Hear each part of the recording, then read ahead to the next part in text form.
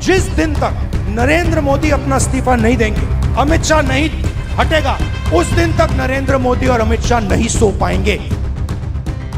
कल संसद का आखिरी दिन था जो कुछ ही मिनट चला और फिर अनिश्चितकाल के लिए स्थगित हो गया और सरकार को लगा कि मामला यहीं खत्म हो जाएगा।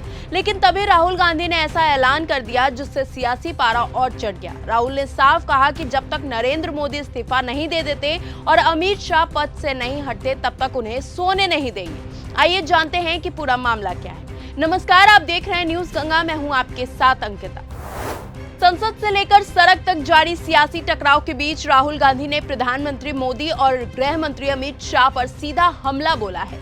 उन्होंने सरकार पर छात्रों की आवाज दबाने का आरोप लगाया है और दावा किया है कि अब जनता और विपक्ष पीछे हटने वाली नहीं है। दरअसल 13 अगस्त को विपक्ष को उम्मीद थी कि अमित शाह संसद में मौजूद होकर विपक्ष के सवालों का जवाब देंगे, लेकिन ऐसा नहीं हो पाया। प्रधानमंत्री नरेंद्र मोदी और अमित शाह के सदन में पहुंचने के कुछ ही देर बाद लोकसभा को अनिश्चितकाल के लिए स्थगित कर दिया गया और इसके बाद वंदे मातरम हुआ, यानी दोनों नेता सदन में करीब 4 मिनट ही मौजूद रहे। इसके बाद विपक्ष ने स्पीकर की तरफ से आयोजित टी पार्टी का बहिष्कार कर अपना विरोध जताया है। विपक्ष का आरोप है कि छात्रों के साथ हुई कथित बर्बरता की जिम्मेदारी तय होनी चाहिए और अमित शाह को इस्तीफा दे देना चाहिए। इसी बीच राहुल गांधी ने एक कार्यक्रम में मोदी सरकार पर जोरदार हमला बोला। उन्होंने कहा कि जब तक प्रधानमंत्री नरेंद्र मोदी इस्तीफा नहीं दे देते और अमित शाह नहीं हटते तब तक दोनों को चैन से सोने नहीं देंगे। राहुल ने कहा कि विपक्ष लगातार सरकार से सवाल पूछता रहेगा और जनता की आवाज उठाता भी रहेगा।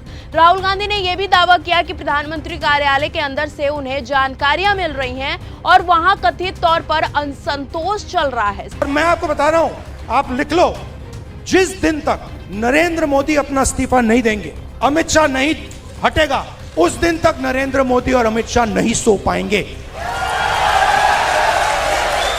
उनको हम जगा के रखेंगे, पूरी रात जगा के रखेंगे, जब तक वो कोलैप्स करके कहें कि भैया ये हमारी बस की नहीं है, माफ करो, छोड़ दो हमें। साथ ही उन्होंने पहले किए अपने उस दावे को भी दोहराया कि 1 साल के भीतर सरकार गिर सकती है। हालांकि ये सभी राहुल गांधी के राजनीतिक दावे हैं।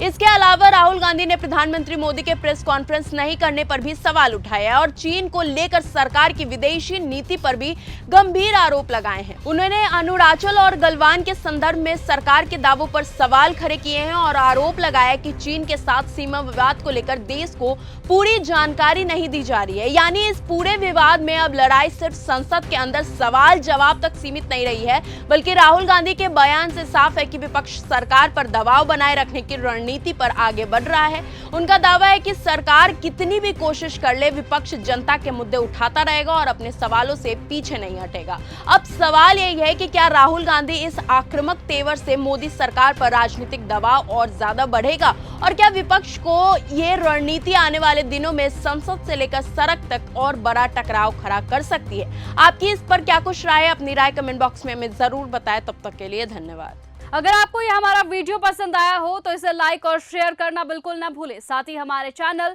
न्यूज गंगा को सब्सक्राइब और फॉलो जरूर करें ताकि देश और दुनिया की हर बड़ी खबर आप तक सबसे पहले पहुंचे।